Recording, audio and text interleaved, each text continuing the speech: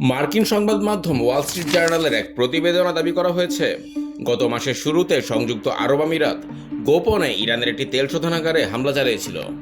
প্রতিবেদন অনুযায়ী হামলার লক্ষ্য ছিল ইরানের লাভান দ্বীপের একটি তেল শোধনাগার। এই দ্বীপটি ইরানের জ্বালানি খাতের জন্য অত্যন্ত গুরুত্বপূর্ণ।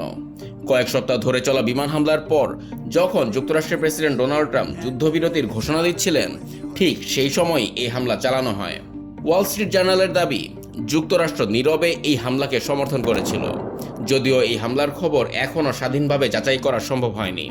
তবে ৮ এপ্রিল ইরানের রাষ্ট্রীয় সংবাদ মাধ্যম IRIB জানিয়েছিল, লাভান দ্বীপের তেল স্থাপনায় কাপুরুষোচিত হামলা চালানো হয়েছে।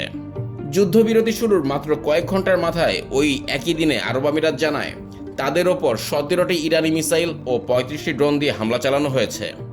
ওই দিন সকালেই কুয়েতের সেনাবাহিনী জানায়, তাদের বিদ্যুৎ ও পানি শোধন কেন্দ্র এবং তেল স্থাপনাগুলোতে বৃষ্টির মতো হামলা হচ্ছে। এই ঘটনা নরবর যুদ্ধবিরতির সামনে এক বড় চ্যালেঞ্জ হয়ে দাঁড়ায়।